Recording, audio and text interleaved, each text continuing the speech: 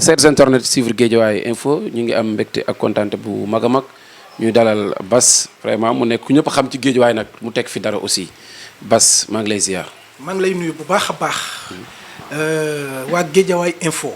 vous faites un excellent travail une fois de plus nuyu naa leen yéen ñëpp ak seen internet yëpp. Bass gis naa ko depuis remaniement bi mu amee ba léegi maa ngi la bëggoon jël mais temps bi moo la ko mayutoon vraiment bëggoon nañu ko def à chaud mais temps bi moo ñu ko mayutoon ban lecture ngay def ci nouveau gouvernement Macky Sall bi. merci beaucoup mon frère. man ce que j'aimerais dire d'abord sur ce gouvernement qui se fait sentir la première réaction que j'ai est un gouvernement de partage de gâteau. C'est un gouvernement politique. Un gouvernement de partage de gâteau une fois de plus, un gouvernement politique qui ne dit pas son nom. Alors, ce n'est pas un secret. Macky Sall est sur le point d'assurer ses arrières. Tout ce qu'il est en train de poser comme acte, c'est juste pour assurer ses arrières, c'est parce qu'il a peur de ce qu'il a semé avec ses partenaires politiques.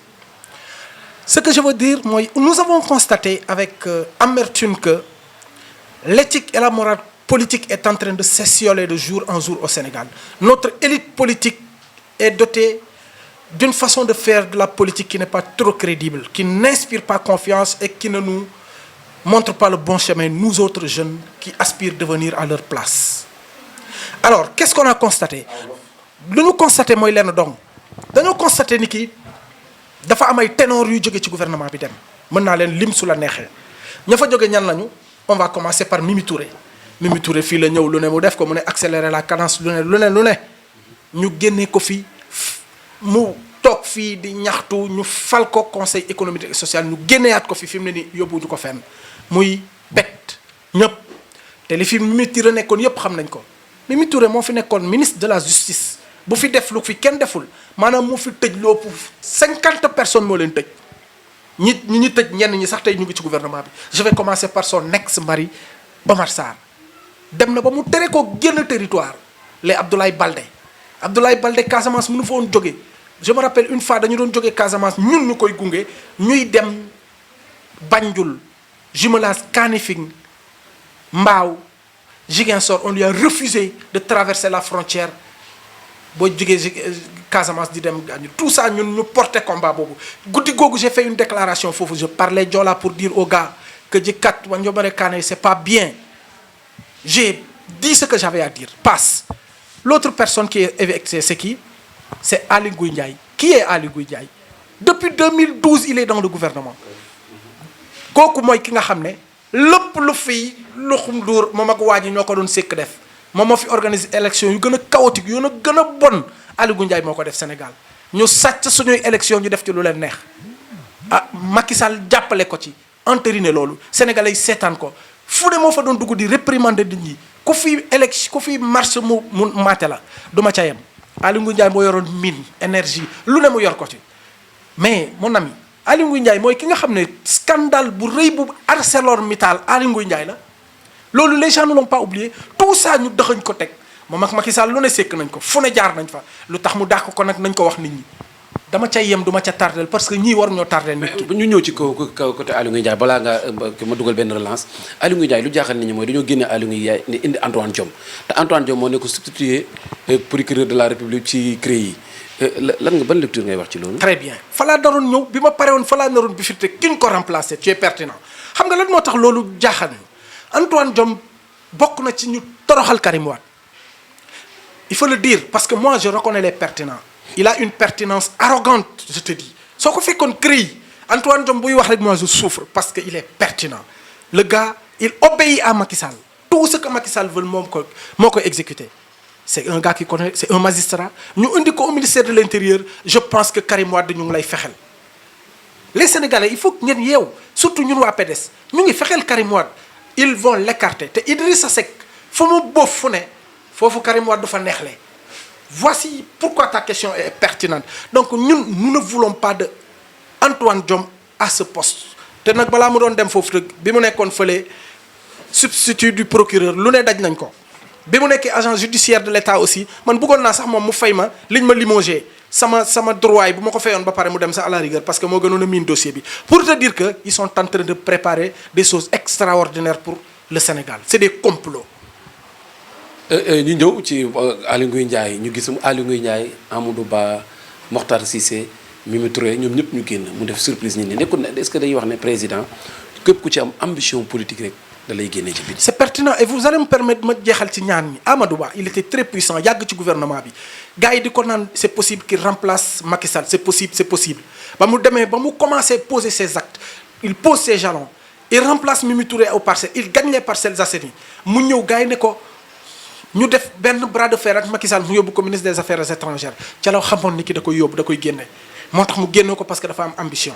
te tegu ko fenn fu dul il n'aime pas les compétents et les ambitieux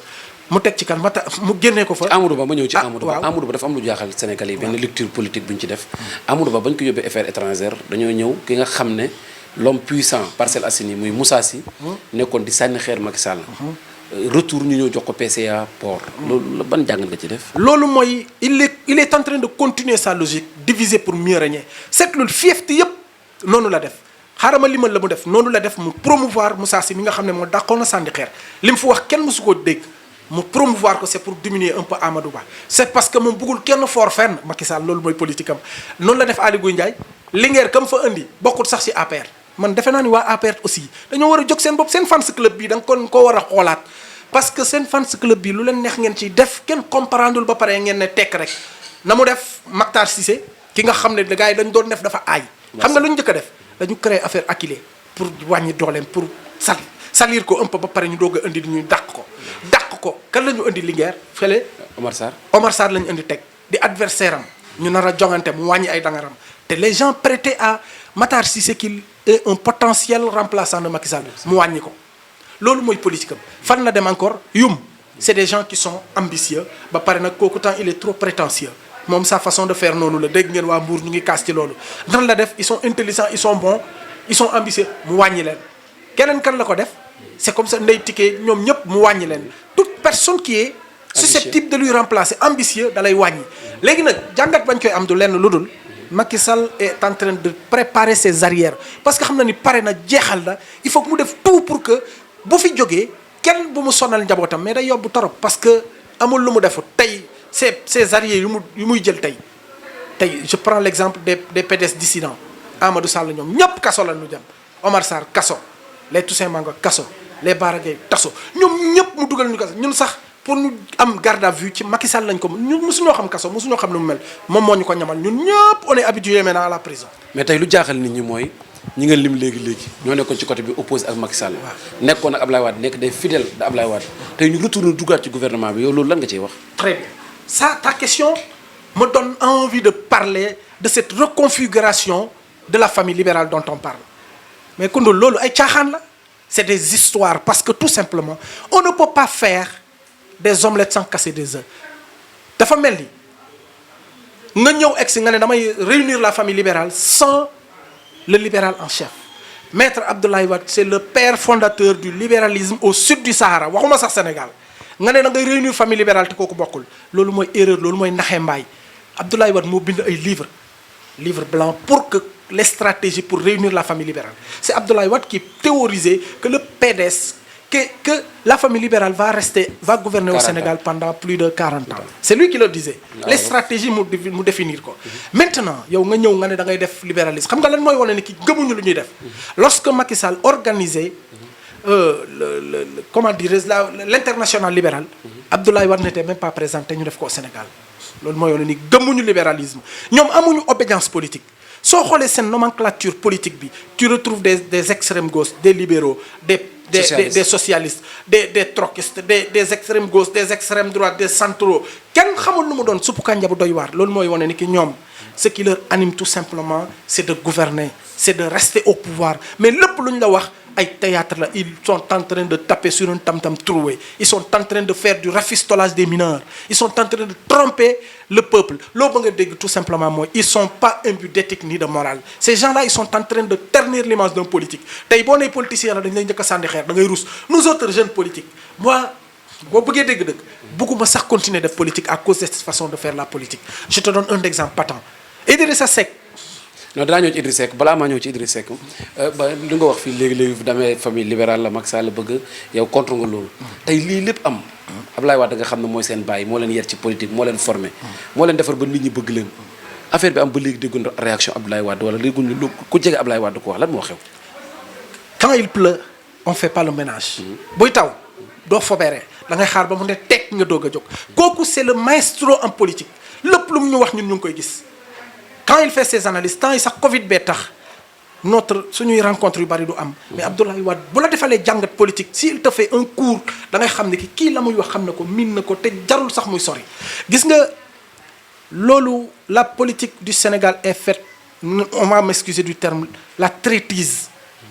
dafa bari trop nit ki warante dafa bari ba pare kenn ku nekk sa bopp ngay xooluñu génération future liggéeyuñu pour génération future sur tous les plans nag Koundoul sur tous les plans sur le plan social sur le plan économique sur le plan politique purement xalaatuñu seen progéniture yi seen bopp la ñuy xalaat pàccoo séddoo wala gouvernement politique xalaatuñu askan wi xalaatuñu économie bi suux xalaatuñu les problèmes sociaux dañuy sóob la ñuy def ni seen bopp lañ ko defee ñun gëmuñu leen parce que tout simplement je parle pour l'élite l'ensemble de l'élite politique il faut qu'il pense aux générations futures ñoom ñëpp nag laay wax il faut qu'une nouvelle façon de faire la politique au Sénégal je vais te donner une révélation un peu avec votre permission j'ai écouté l'ex-ministre des Mines Alassane Sall la Thierno Alassane Sall mais nga déglu ko ba mu pare nga mere toute la classe politique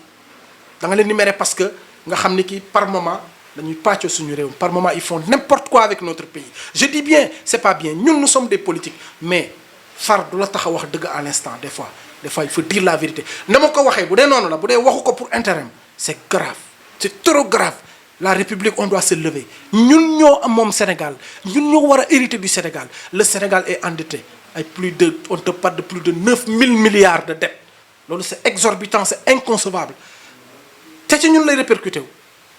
ça ne va pas au Sénégal les jeunes sont en train d'émigrer ña ngay dee ci géej ba pare Koundoul li ci gën a doy waar mooy da ngaa dégg Macky Sall wax ci lu sérieux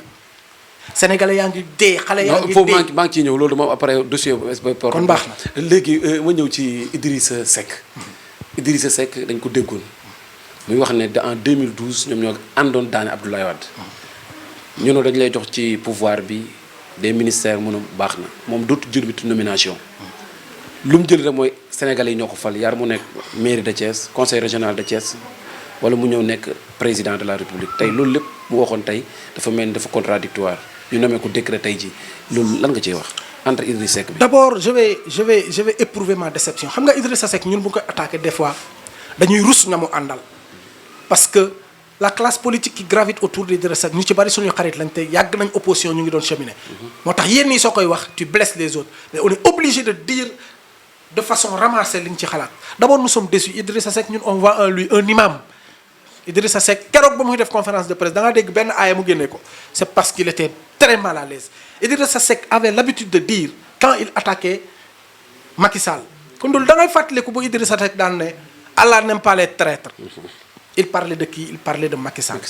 Idrissa Seck a pleuré pour la première fois devant les caméras il parlait de Macky Sall Idrissa Seck a été limogé a été éjecté dañ koo dàq ci wetu